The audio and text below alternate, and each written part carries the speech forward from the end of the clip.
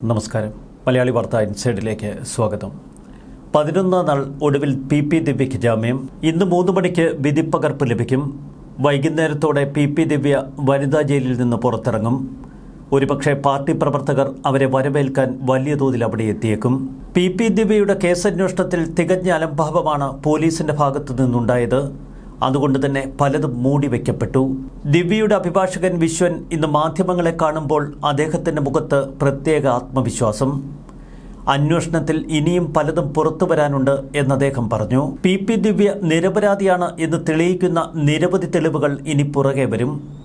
അന്വേഷണ സംഘത്തിൻ്റെ നീക്കങ്ങൾ കൃത്യമായി മനസ്സിലാക്കി തന്നെയാണ് വിശ്വന്റെ നിലപാട്. ദിവ്യയുടെ ഒരു കയ്യിൽ കൊള്ളാവുന്ന സുപ്രധാന തെളിവുകളുണ്ട് എന്ന് വിശ്വൻ തീർത്തു പറഞ്ഞു. അവയൊക്കെ ഇനി പുറത്തേക്ക് വരും. നവീൻ ബാബുവിനെ കൈക്കൂലിക്കാരനാക്കി ചിത്രീകരിക്കുന്ന തരത്തിൽ അന്വേഷണ സംഘത്തിൻ്റെ അന്വേഷണം മുന്നോട്ട് പോകുമ്പോൾ ഒരു കാര്യം വ്യക്തമായിരുന്നു. PP ദിവ്യയ്ക്ക് ജാമ്യം ലഭിക്കും. തുടർന്ന് ഈ കേസ് അട്ടിമറിക്കപ്പെടും. നവീൻ ബാബുവിൻ്റെ മരണം ആർക്കും പ്രശ്നമല്ല.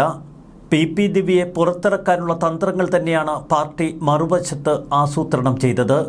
ഒരു വശത്ത് നവീൻ ബാബുവിൻ്റെ കുടുംബത്തിനൊപ്പം എന്ന് പറഞ്ഞ CPM പാർട്ടി അക്ഷരാർത്ഥത്തിൽ PP ദിവ്യയ്ക്കൊപ്പമായിരുന്നു എന്ന് വ്യക്തമാക്കുന്നതാണ് ഇപ്പോഴത്തെ ജാമ്യവിധി. നവീൻ ബാബുവുമായി ബന്ധപ്പെട്ട കൈക്കൂലിയുടെ സാഹചര്യ തെളിവുകൾ പുറത്തുവരുമെന്നാണ് വിശ്വന്റെ പ്രഖ്യാപനം. അതെ, വിശ്വൻ പ്രഖ്യാപിക്കണമെങ്കിൽ അന്വേഷണ സംഘത്തിന്റെ നീക്കങ്ങൾ കൃത്യമായി മനസ്സിലാക്കി തന്നെയാവും എന്ന് വ്യക്തം. പ്രതിയെ ശിക്ഷിക്കുന്നതുവരെ അയാൾ നിരപരാധി തന്നെയാണ്. അത് ബലപ്പെടുത്തുന്ന കൂടുതൽ തെളിവുകൾ തങ്ങളുടെ പക്കലുണ്ട് എന്ന് PP ദിവ്യയുടെ അഭിഭാഷകൻ പറയുന്നു. വരും ദിവസങ്ങളിൽ അത് പൊതുസമൂഹത്തിന് മുന്നിലെത്തും. കളക്ടറുടെ മൊഴി ഏറെ തീവ്രമായ തെളിവാണ്. അതുകൊണ്ടാണ് തങ്ങൾ അത് കോടതിക്ക് മുൻപാകെ ഉയർത്തിക്കാട്ടിയത് എന്ന് വിശ്വന്റെ നിലപാട്. ഒരു ആരോപണം ഉയർന്നതിന് പിന്നാലെയാണ് PP ദിവ്യ പ്രതികരിച്ചതെന്നും നവീൻ ബാബു കൃത്യമായി കൈക്കൂലിക്കാരനാണ് എന്നും മാധ്യമങ്ങളുടെ മുന്നിൽ ഒരു പതർച്ചയുമില്ലാതെ വിശ്വൻ തുറന്നടിക്കുന്നു. ഒരു ജേതാവിന്റെ ഭാവപ്പകർച്ചയായിരുന്നു ഇന്ന് PP ദിവ്യയുടെ അഭിഭാഷകന്. അതെ, പുറത്തേക്ക് വരുന്ന PP ദിവ്യയുടെ ഭാവവും അതുതന്നെയാകും. പോലീസിന്റെ കസ്റ്റഡിയിലേക്ക്, പിന്നീട് മെഡിക്കൽ പരിശോധനകളിലേക്ക്, അതിനുശേഷം വനിതാ ജയിലിലേക്ക്. ആ യാത്രകളിലൊക്കെ PP ദിവ്യ പ്രകടിപ്പിച്ച ആ ധാർഷ്ട്യവും അഹങ്കാരവും പരിഹാസ ചിരിയും അതിന്നും തുടരുമെന്ന് വ്യക്തം. PP ദിവ്യയുടെ കയ്യിൽ തെളിവുണ്ട് എന്ന് അവരുടെ അഭിഭാഷകൻ ശക്തമായി പറയുമ്പോൾ ഒരു കേസ് ഏതൊക്കെ തലങ്ങളിലേക്കിനി കൂപ്പുകുത്തും എന്നതിൻ്റെ നേർസാക്ഷ്യമാണ്. ഇത്രയും ദിവസം കേസന്വേഷിച്ച കേരള പോലീസ് എന്തു ചെയ്യുകയായിരുന്നു? നവീൻ ബാബു മരണത്തിലേക്ക് നടന്നുപോയ CCTV ദൃശ്യങ്ങൾ പോലും പരിശോധിക്കാൻ അവർ മിനക്കെട്ടില്ല എന്ന് കോടതിയിൽ മുഴങ്ങിക്കേൾക്കുന്നത് നമ്മെ നടുക്കിക്കളഞ്ഞു. ഏറ്റവും ഒടുവിൽ PP ദിവ്യയുടെ അഭിഭാഷകൻ കോടതിക്ക് മുൻപാകെ ജാമ്യം അനുവദിക്കണമെന്നാവശ്യപ്പെട്ടുകൊണ്ട് നടത്തിയ വാദത്തിൽ മുഴങ്ങിക്കേട്ടതും അന്വേഷണ സംഘത്തിൻ്റെ നിർജ്ജീവമായ അന്വേഷണ ശൈലി തന്നെ.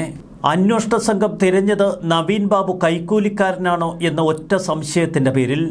അതുകൊണ്ട് തന്നെ 14-ാം തീയതി PP ദിവ്യ പ്രസംഗിക്കുന്നതിന് തൊട്ട് മുൻപ് 11:45 വിജിലൻസ് ഓഫീസിലേക്ക് നടന്നുപോയ പ്രശാന്തൻ്റെ CCTV ദൃശ്യങ്ങൾ അവർ മാന്തിയെടുക്കാൻ നോക്കി. എന്നാൽ ദൃശ്യം മോഡലിൽ തൊട്ടടുത്ത ദിവസങ്ങളിൽ നടത്തിയ നീക്കങ്ങളായിരുന്നു ഇത് എന്ന് കേരളത്തിൽ ആളുകൾ ഉച്ചത്തിൽ പറഞ്ഞു. നിരവധി തെളിവുകൾ വ്യാജമായി ഉണ്ടാക്കുന്ന തിരക്കിലായിരുന്നു പ്രതിസംഘം എന്ന് വ്യക്തമല്ലേ? അതുകൊണ്ടാണല്ലോ നവീൻ ബാബു മരണപ്പെട്ട് മണിക്കൂറുകൾക്കുള്ളിൽ മുഖ്യമന്ത്രിയുടെ ഓഫീസിലേക്കെന്ന പേരിൽ ഒരു വ്യാജ പരാതി ഉയർന്നു വന്നത്.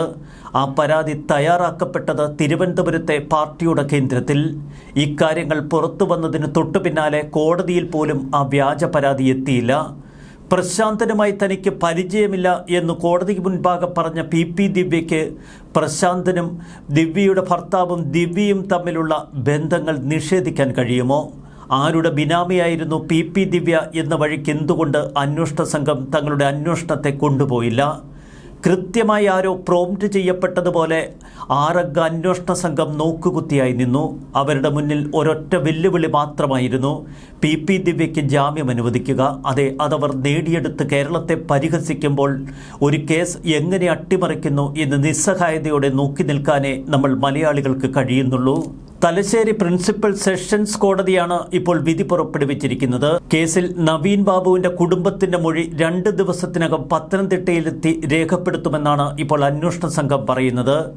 നവീൻ ബാബുവിന്റെ കുടുംബത്തിന്റെ മൊഴി പോലും രേഖപ്പെടുത്തിയില്ല എന്ന് പ്രതിഭാഗം അഭിഭാഷകൻ ജാമ്യവാദത്തിനിടയിൽ കോടതിയിൽ പറഞ്ഞത് നമ്മുടെ ഓർമ്മയിലുണ്ട്.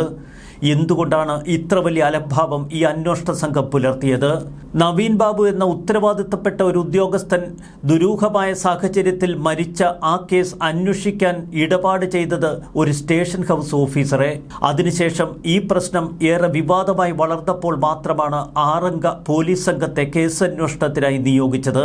പക്ഷേ അത് ജനങ്ങളുടെ കണ്ണിൽ പൊടിയിടാനാണ് എന്ന് വ്യക്തമാക്കുന്നതാണ് ഇപ്പോൾ പുറത്തുവരുന്ന ഈ സംഭവങ്ങൾ.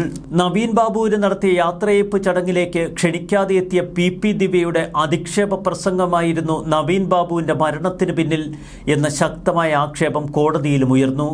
ഇക്കാര്യങ്ങൾ ശരിവെക്കുന്നതായിരുന്നു മുൻകൂർ ജാമ്യം നിഷേധിച്ചുകൊണ്ടുള്ള കോടതിയുടെ വിധി. ജില്ലാ സെഷൻസ് ജഡ്ജി KT നിസാർ അഹമ്മദാണ് ജാമ്യം അനുവദിച്ചിരിക്കുന്നത്. ചൊവ്വാഴ്ച വാദം കേട്ട കോടതി വിധി പറയാനായി ഇന്നത്തേക്ക് മാറ്റിവെച്ചിരുന്നു. കളക്ടറോട് നവീൻ ബാബു കുറ്റസമ്മതം നടത്തി എന്ന വാദമായിരുന്നു പ്രതിഭാഗം മുഖ്യമായി കോടതിയിൽ ഉന്നയിച്ചത്. പി ദിവ്യക്കെതിരായ ആരോപണം നിലനിൽക്കുന്നതല്ല. ദിവ്യ അന്വേഷണ സംഘവുമായി പൂർണ്ണമായി സഹകരിക്കുന്നു. മുൻകൂർ ജാമ്യാപേക്ഷ തള്ളിയപ്പോൾ അന്വേഷണ ഉദ്യോഗസ്ഥർക്ക് മുൻപാകെ ഹാജരായി. കൈക്കൂലി നൽകിയതിന് ശാസ്ത്രീയ തെളിവ് തങ്ങളുടെ പക്കലുണ്ട്. യാത്രയയപ്പ് ദൃശ്യം ദിവ്യ കൈമാറിയിട്ടില്ല എന്നും പ്രതിഭാഗം അഭിഭാഷകൻ വാദിച്ചു. എന്നാൽ പി ദിവ്യ ഈ ദൃശ്യങ്ങൾ പ്രചരണത്തിനായി നൽകിയോ എന്ന് പോലും അന്വേഷിക്കാൻ ഈ അന്വേഷണ സംഘം മെനക്കെട്ടില്ല. സ്ത്രീയാണെന്നും ഉത്തരവാദിത്തപ്പെട്ട ഭരണാധികാരിയാണെന്നും 10ാം ക്ലാസ്സിൽ പഠിക്കുന്ന പെൺകുട്ടിയുടെ അമ്മയാണ് എന്നുമൊക്കെ ജാമ്യ ഹർജിയിൽ പി ദിവ്യയ്ക്ക് വേണ്ടി അഭിഭാഷകൻ വാദിച്ചു. ദിവ്യ അന്വേഷണവുമായി പൂർണ്ണമായി സഹകരിക്കുന്നുവെന്നതായിരുന്നു കോടതിയിലെ മുഖ്യവാദം. പി ദിവ്യയുടെ വിഷയം സമൂഹത്തിൽ വലിയ വേദനയുണ്ടാക്കി. ഇത് ഉപതെരഞ്ഞെടുപ്പുകളിൽ പ്രതിഫലിക്കും എന്ന ഭയം CPMനുണ്ട്. അതുകൊണ്ടാണ് അടിയന്തരമായി പി ദിവ്യക്കെതിരെ പാർട്ടിതല നടപടികൾ ഇന്ന് കൈക്കൊണ്ടത്. കണ്ണൂർ ജില്ലാ കമ്മിറ്റി അംഗമായിരുന്ന ദിവ്യയെ CPM പ്രാഥമിക അംഗത്വത്തിലേക്ക് തരം താഴ്ത്തി. CPMൽ ഏറ്റവും ഉയർന്ന 2ാമത്തെ അച്ചടക്ക നടപടിയാണ് ബ്രാഞ്ച് അംഗത്വത്തിലേക്കുള്ള തരം താഴ്ത്തൽ. ദിവ്യയെ തരം താഴ്ത്താൻ കണ്ണൂർ ജില്ലാ കമ്മിറ്റി എടുത്ത തീരുമാനം സംസ്ഥാന നേതൃത്വത്തിന്റെ അനുമതിക്കായി വിട്ടിരുന്നു. ഇതുപ്രകാരം ഇന്നലെ ഓൺലൈനായി ചേർന്ന CPM സംസ്ഥാന സെക്രട്ടേറിയറ്റ് യോഗമാണ് നടപടിക്ക് അംഗീകാരം നൽകിയത്. MV ഗോവിന്ദന്റെ ഒരു പ്രസ്താവന അങ്ങേയറ്റം വിചിത്രമാണ്. കേഡറെ കൊല്ലാനല്ല തിരുത്താനാണ് നടപടി സ്വീകരിച്ചത്. ഒരു വ്യക്തിയെ ദുരൂഹമായി മരണത്തിലേക്ക് തള്ളിയിട്ട് കൊലപ്പെടുത്തിയതിനു ശേഷം തിരുത്താൻ എന്ന് പറയുക അത് യാതൊരു ഉളുപ്പുമില്ലാത്ത പ്രയോഗം തന്നെയല്ലേ? ഇതല്ലേ കഴിഞ്ഞ ദിവസം ജോൺ ബ്രിട്ടാസ് മാധ്യമങ്ങളോട് പ്രതികരിച്ചപ്പോൾ ഉപയോഗിച്ച പ്രയോഗവും? നവീൻ ബാബുവിൻ്റെ മരണം മാറ്റി നിർത്തിയാൽ ദിവ്യ തങ്കപ്പെട്ടതല്ലേ എന്ന ചോദ്യം. ദിവ്യയെ പുകഴ്ത്തുന്നതിൽ ഇപ്പോൾ മത്സരിക്കുകയാണ് പാർട്ടിയുടെ നേതാക്കൾ. ദിവ്യയ്ക്ക് തെറ്റുപറ്റിയെന്ന് MV ഗോവിന്ദൻ പരസ്യമായി സമ്മതിച്ചു. ആ തെറ്റ് തിരുത്തി മുന്നോട്ടു പോകും. ദിവ്യക്കെതിരായ നടപടികൾ ജില്ലാ കമ്മിറ്റി എടുക്കും. അതിനെക്കുറിച്ച് ജില്ലാ കമ്മിറ്റി തന്നെ വിശദീകരിക്കും. തുടക്കം തൊട്ടേ ADMന്റെ കുടുംബത്തിനൊപ്പമാണ് CPM എന്നും MV ഗോവിന്ദൻ ഉരുവിട്ടുകൊണ്ടിരിക്കുന്നു. കണ്ണൂരിലെ ബിനാമി ഇടപാടുകളെക്കുറിച്ചോ പെട്രോൾ പമ്പുമായി ബന്ധപ്പെട്ട വിവാദങ്ങളെക്കുറിച്ചോ യാതൊരു വിധത്തിലും അന്വേഷിക്കാൻ ഈ അന്വേഷണ സംഘം തയ്യാറായില്ല. കൃത്യമായി പാർട്ടി പറയുന്നതനുസരിച്ച് മാത്രം പ്രവർത്തിക്കുന്ന പോലീസ് പി ദിവ്യയെ രക്ഷപ്പെടുത്താനായി ഏത് നാടകവും അവർ കളിക്കും. അതുകൊണ്ട് തന്നെ വ്യാജ CCTV ദൃശ്യങ്ങൾ ഉൾപ്പെടെയുള്ളവ ഇനി കോടതിയിലെത്തും. നിസ്സഹായതയോടെ നവീൻ ബാബുവിൻ്റെ ഭാര്യ മഞ്ജുഷ ഇന്ന് മാധ്യമങ്ങളോട് പ്രതികരിച്ചു. ഞങ്ങൾക്ക് വേദനയുണ്ട്. എന്നാൽ കോടതിയുടെ മുന്നിലിരിക്കുന്ന വിഷയത്തിൽ അഭിപ്രായ പ്രകടനം നടത്തുന്നതിന് മുൻപ് ചില കാര്യങ്ങൾ പരിശോധിക്കണം. ചില തടസ്സങ്ങളുണ്ട് സംസാരിക്കാൻ. വ്യക്തമാണ് അവരുടെ മാനസികാവസ്ഥ. നിസ്സഹായമായ ആ കുടുംബത്തെ നോക്കി വേദനിക്കുകയാണ് ഇപ്പോൾ മലയാളികൾ. നവീൻ ബാബുവിനെ കൊന്നുതള്ളിയവർ ആർത്തിച്ചിരിക്കുന്നുണ്ടാവാം. ന്യൂസ് ഡെസ്ക് മലയാളി വാർത്ത ഇൻസൈഡ്.